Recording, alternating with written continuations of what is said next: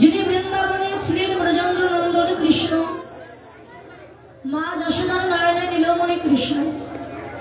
মুনি ঋষি সাধক সাধিকা গন্ধর্ব কিন্ড হাজার হাজার বৎসর ধরে তপস্যা করছেন, ধ্যান করছেন যে চরণ কমল পাওয়ার জন্য, কিন্তু যে চরণ কমল লাভ করতে পারেন। আজ সেন বিরিঞ্চ বাঞ্ছিত ধন এই কলির আরাধ্য দেবতা পতিত পাবন আমার গৌরাঙ্গ সুন্দর। আজ আমাদের মতো অত্যাচারী, পাপাচারী, ব্যভিচারী, দুরাচারী এই কৃষ্ণ ভোলা জীবকে উদ্ধার করবার প্রত্যাশা শ্রীধাম নদিয়া নবদ্বীপের মাঝে গৌর হয়ে আবির্ভূত হয়েছে। যোগী যারে যোগে পায় না, মুনি যারে ধ্যানে পায় না, সাধক যারে সাধনায় পায় না, সেহেন ভগবান কলিযুগের মাঝে এলেন। সত্য যুগে মোরা নামক অসুরকে বধ করে ভগবানের নাম হল মুরারি। ত্রেতা যুগে রাবণ বধ করে নাম হলো রাবণারি। দাপর যুগে কংস বধ করে নাম হলো কংসাহার। আর কলিযুগে আমাদের মতো অজ্ঞান জীবকে উদ্ধারের জন্য নাম নিলেন চৈতন্য গৌর। মানে কলিযুগে তিনি কাউকে প্রাণে মারলেন। রাম আদি অবতারে ক্রোধে যুদ্ধে অস্ত্র ধরে অসুরের করিল সংহার। এবে অস্ত্র না ধরিব, প্রাণে কারো না মারিব, হরিনাম দিয়ে চিত্ত শুদ্ধি করিব সবাই। এই যে ব্রত নিয়েছিলেন তিনি। অন্যান্য যুগে যুদ্ধ করেছি, অস্ত্র ধরেছি, কিন্তু কলিযুগে আর যুদ্ধ করব কি দিয়ে উদ্ধার করবো কলির জীবকে? একমাত্র মধুমাতা হরিনাম দিয়ে উদ্ধার করব। কলিযুগের মাঝে আমি যাব, রাধা ভাব কান্তি অঙ্গে ধারণ করব। রাধে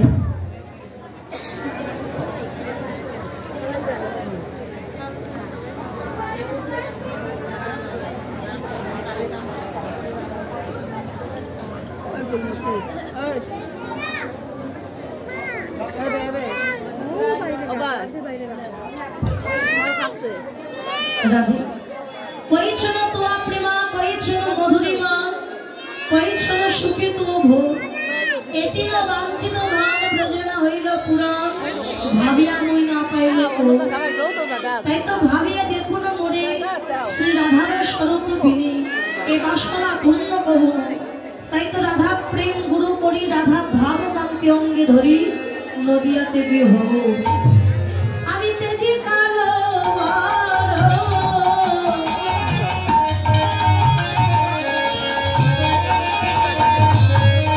করিব ধারণ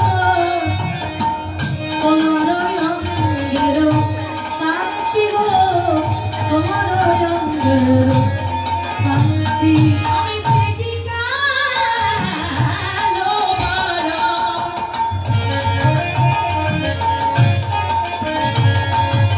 করিব ধারণ তোমার অঙ্গের আর তব নাম লইয়া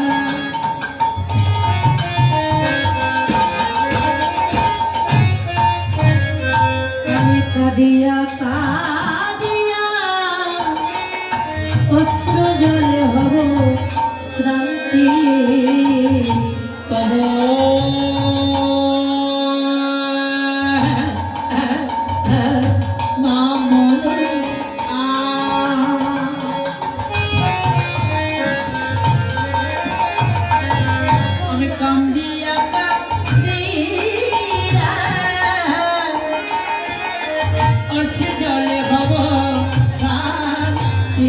আমি ওই নদিয়ায় গিয়ে গৌর হব। আমি নদিয়ায়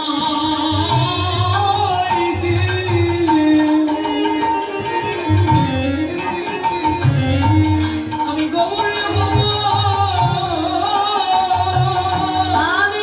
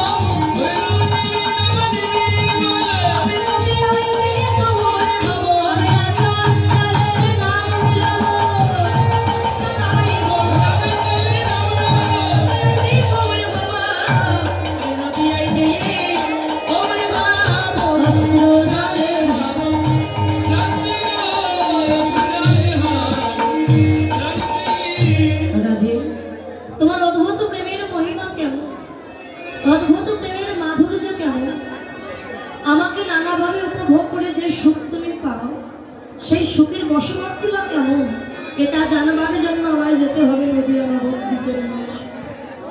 তোমার ভাব কান্তি অঙ্গে ধারণ করে নদিয়ার মাঝে আমি গৌর হব। তাহলে ভগবান কলিযুগের মাঝে এলেন সোনার বরণ গৌর হল। সোনার বরণ গৌর হলেন কেমন? রাধা কৃষ্ণ একই আত্মা, দুই দেহ ধরি অনন্যে বিলাস রস আস্বাদন করি, সেই দুই দেহে চৈতন্য গোসাই ভাব রস আস্বাদিতে দেহে হইলা। বৃন্দাবনে ভগবান শ্রীকৃষ্ণ শ্রীমতী রাধারানীকে নিয়ে রাসলীলা সমর্পণ করবার পরে শয়ন মন্দিরে গিয়ে শয়ন করেছে। আর রায়ধনী আপন বধূকে কাছে পেয়ে গোবিন্দের কোলে মাথাটা রেখে ঘুমিয়েছে।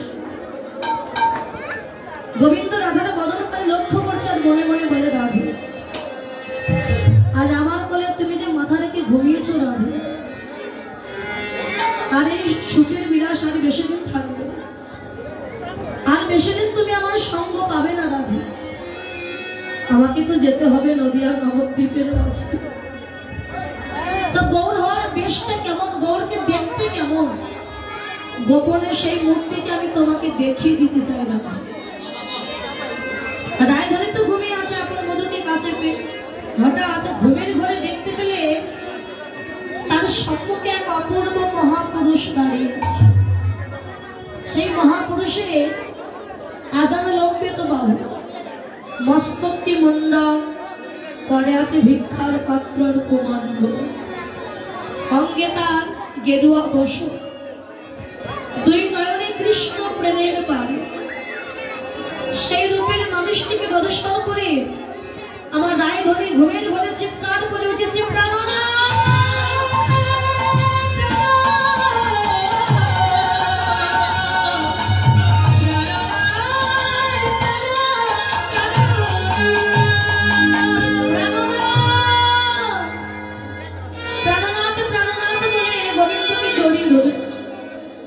রাধা।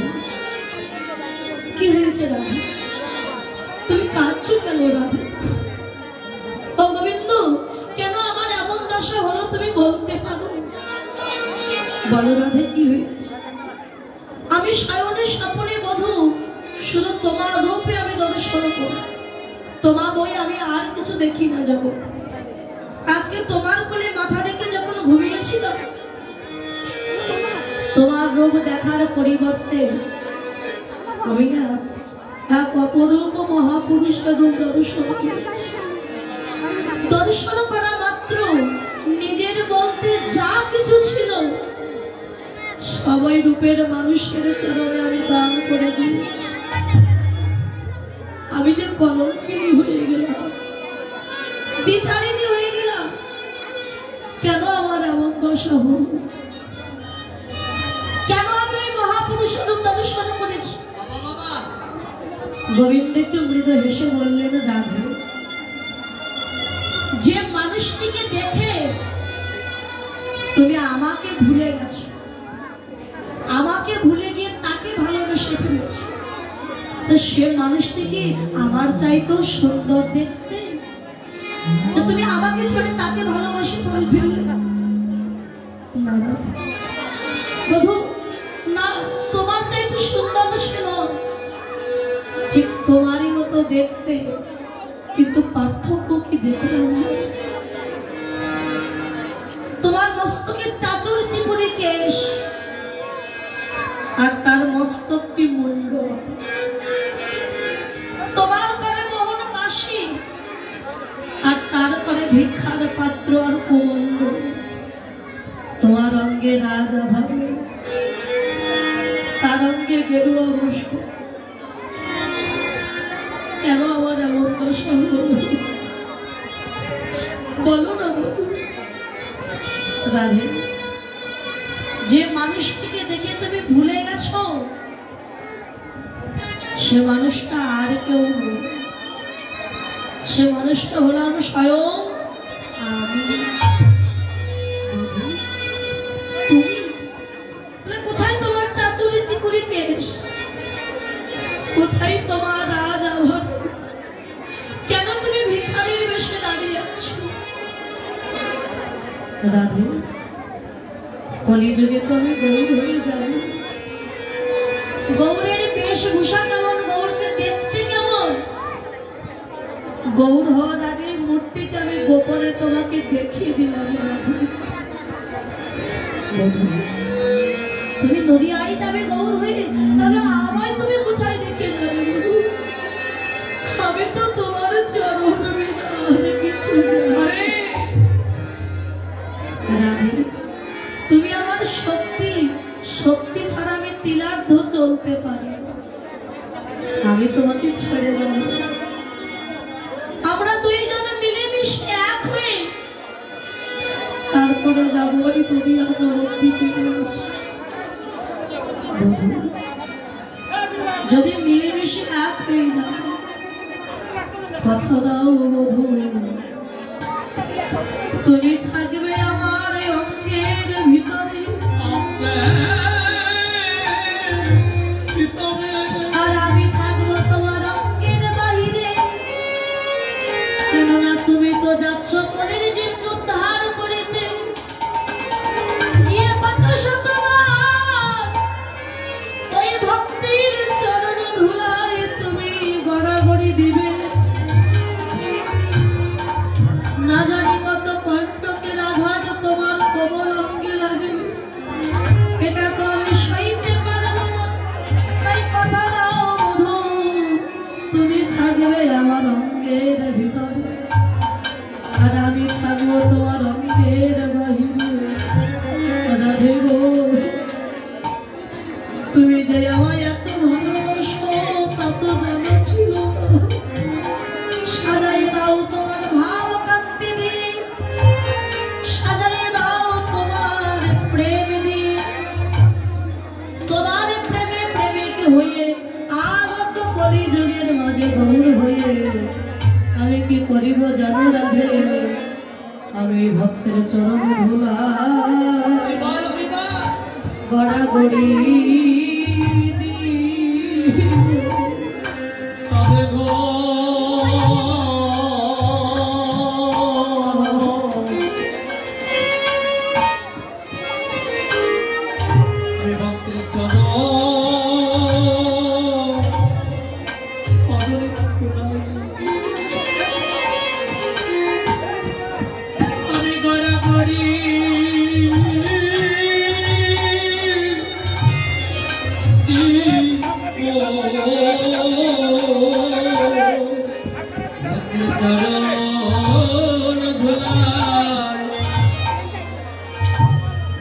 আমি গড়াগড়ি দিব। রাধে কৃপা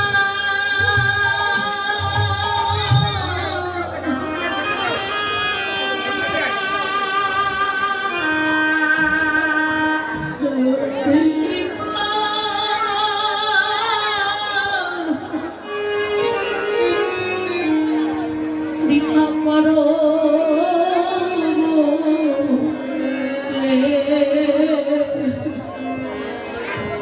ভক্তের চরণ গড়াগড়ি। জয় রাধে কৃপা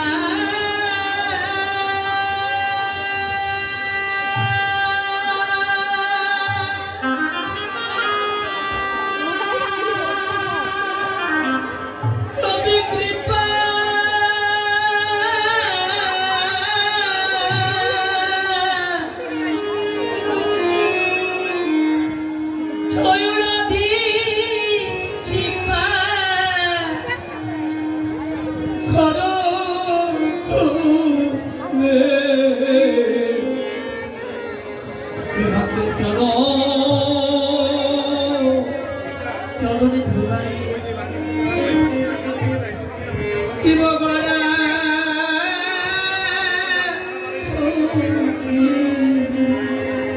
জয় রাধে কৃপা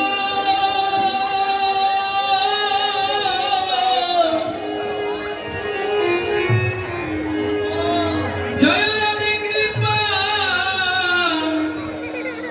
করো বলে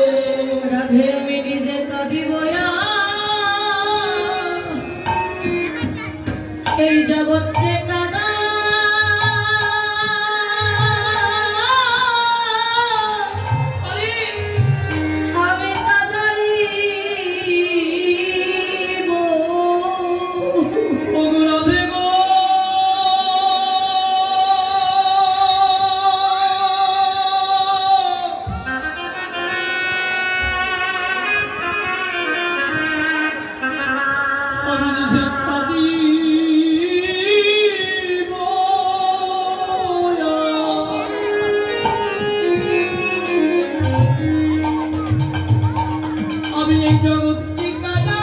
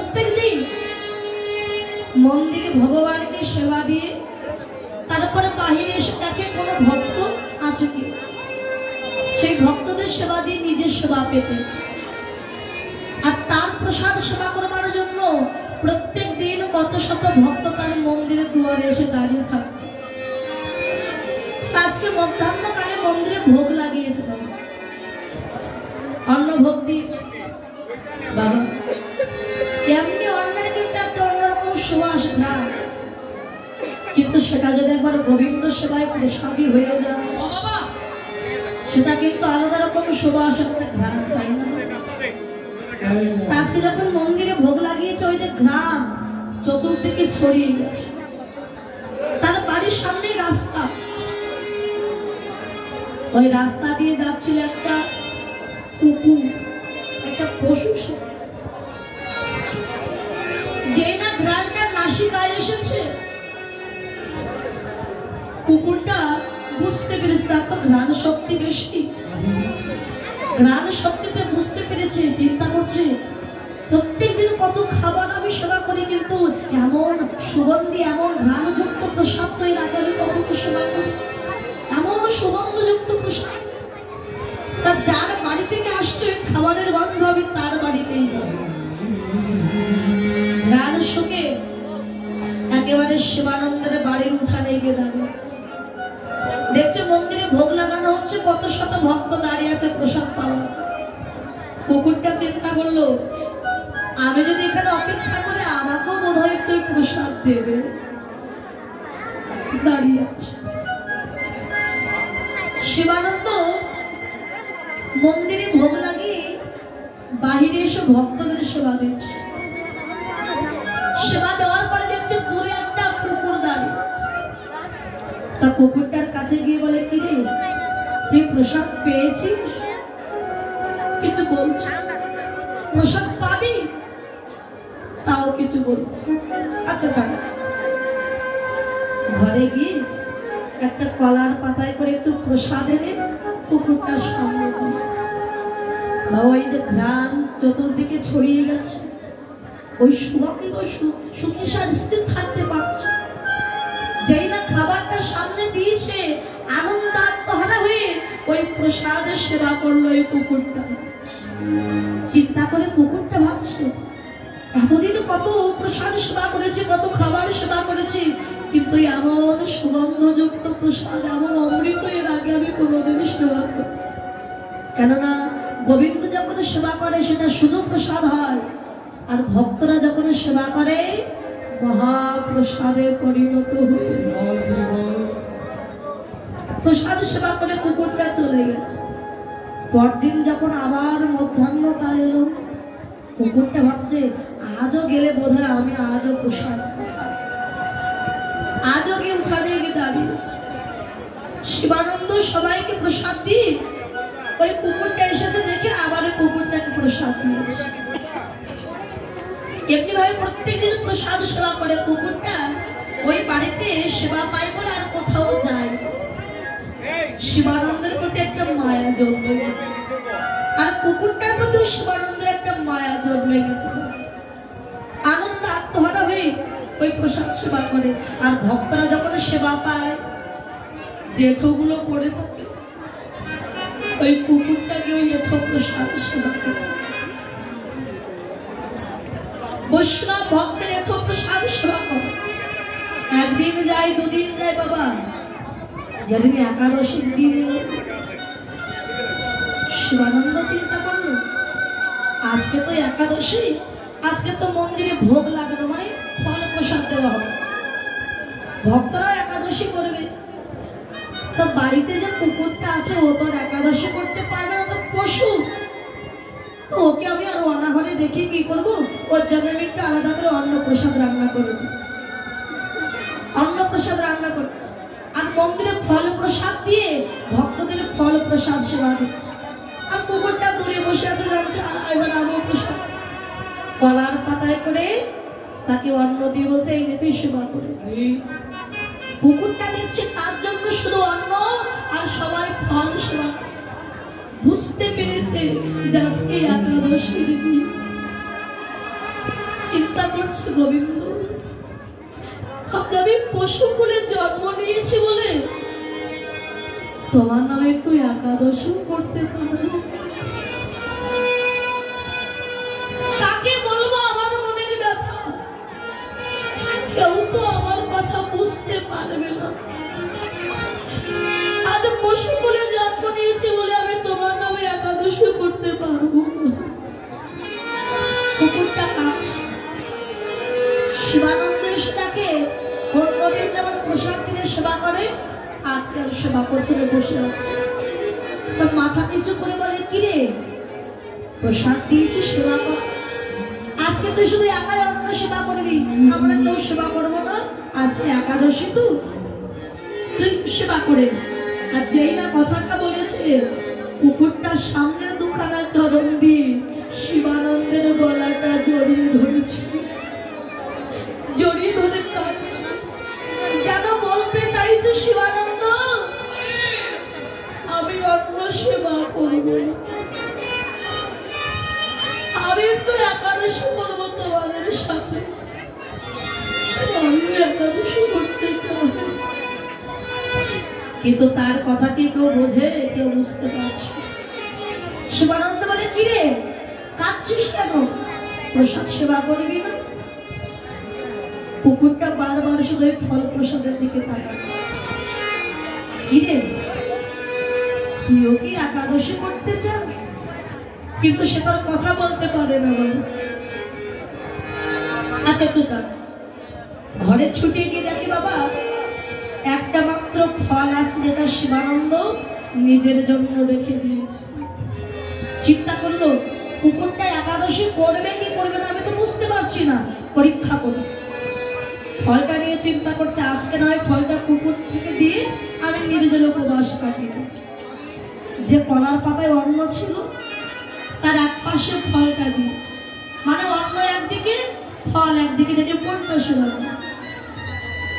ফলটাকে যেই দিয়েছে আনন্দে আত্মহারা হয়ে ওই অন্নটা রেখে ওই ফলটায় আনন্দে আত্মহারা হয়ে সেবা করেছে। শিবানন্দ বুঝতে পেরেছে ওই একাদশী করবার জন্য কাঁদছে। ঠিক আছে, আমি যখন বুঝতে পেরেছি একাদশী এলে তোকে আমি আর অন্ন দেব না, তুই একাদশী করবি। বাবা আজকে পশু হয়ে একাদশী করছি, আর আমরা মানব কুলে জন্ম নিয়ে ওই একটা একাদশী করবো, তাই অনেকে পারি না, ক্ষুধা লেগে যাবে, কাজ করতে হবে, একাদশী করবো, কিন্তু আমরা অনেকে করবো। এখন একাদশী এলে একাদশী করে আর অন্যদিন অন্ন সেবা করে। এমনি ভাবে প্রত্যেকটা সাধুগুরু বৈষ্ণবের এত প্রসাদ সেবা করে, বৈষ্ণবের সঙ্গ। একদিন নবদ্বীপ থেকে ভক্তরা সবাই যাচ্ছে পুরী ধামে জগন্নাথ দেবের দর্শন করতে। তো শিবানন্দ যাবে, তিনিও প্রস্তুতি নিয়েছে। রাস্তায় যে বাহির হয়েছে, কুকুরটা ছুটে গিয়ে চরণ দুখানা জড়িয়ে ধরে কাঁদছে, যেন বলতে চাইছে শিবানন্দ আমি একটু যাবো জগন্নাথ দর্শন করতে। কুকুরটার ভাব দেখে বলে, কি তুই কাঁদছিস, তুই যাবি?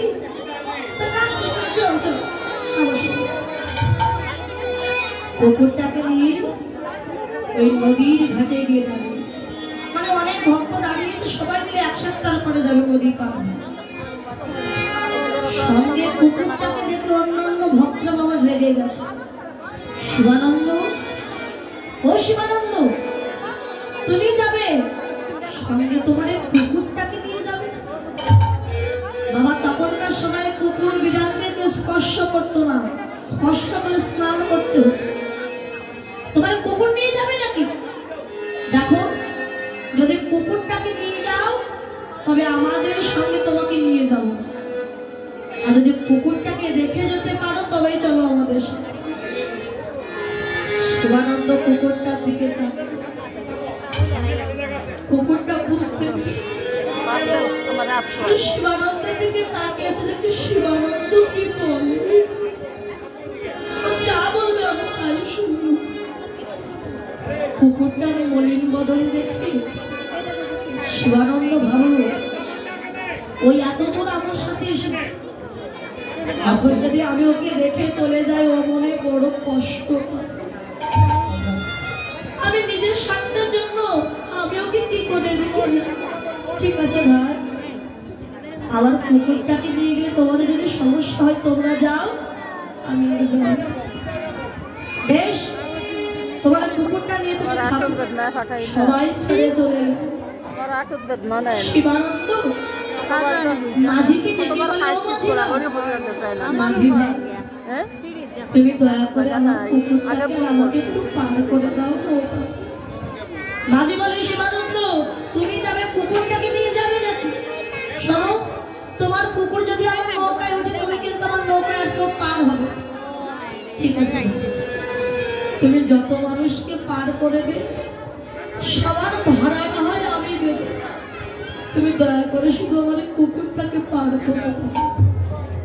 ঠিক আছে, যখন বলছো ভাড়া দিয়ে দেবে, ঠিক আছে, তবে আমার একটা শর্ত আছে। কি শর্ত বলো? যখন তুমি ওপারে যাবে তুমি নিজে জল দিয়ে আমার এই নৌকাটা জল দিয়ে ধৌত করে পরিষ্কার করে দেবে। কেননা যদি কেউ শোনে আমার নৌকায় কুকুর উঠেছিল, আমার নৌকায় কিন্তু আর কেউ পার হবে। ঠিক আছে ভাই, আমি এটাও করব। নৌকায় তুলে পার করে দিয়েছি, আর ওপারে গিয়ে কুকুরটাকে নামিয়ে শিবানন্দ জল দিয়ে নৌকাটা পরিষ্কার করে দিচ্ছে। বাবা, ও কুকুর হলে কি হবে? কথা কম ওর যে ভোগ, কুকুরটা দেখছি আজ আমার জন্য আমার প্রভুর এত কষ্ট, এত দুঃখ, যার কাছে যাব সেই তাকে কত কথা বলে অবহেলা। আজ আমি আছি বলে তার এত দুঃখ, এত কষ্ট। আমি না থাকলে তো তার কোনো কষ্ট নেই, দুঃখ নেই। এই আমি চলে যাচ্ছি, আমার জন্য তার জন্য আর যেন কোনো কষ্ট পেতে হবে। কুকুরটা চলে যাচ্ছে। মাঝি বলে, ও শিবানন্দ তুমি কার জন্য এত কষ্ট করছো? কেন? যে কুকুরটার জন্য তুমি নিজে আমার নৌকাটা জল দিয়ে ধৌত করে দিচ্ছ, দেখো সেই কুকুরটাই পার হয়ে তোমাকে ছেড়ে কেমন চলে যাচ্ছে। দেখো শিবানন্দ তাড়াতাড়ি করে উঠে যাচ্ছে। সত্যি বাবা, কুকুরটা চলে গেছে অনেক দূর, দেখতে মনে বড় কষ্ট।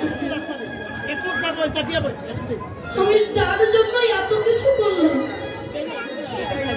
ভক্তদের সঙ্গ ত্যাগ করলো, আজ সেই আমায় ছেড়ে চলে গেল। তা ও যখন আমার চিন্তা করলো না, আমি আরো ওর চিন্তা করবো। কুকুরটা চলে গেছে, কোথায় যাবে?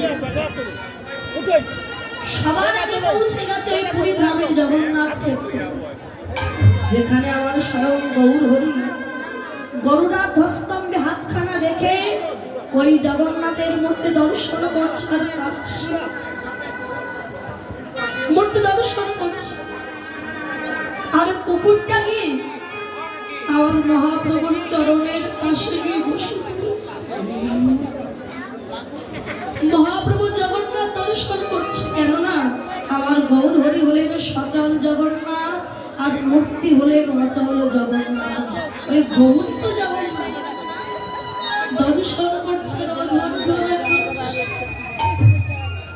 মহাপ্রভু নয়নের জল ওই কুকুরটার মাথায় দিয়ে পড়ছে।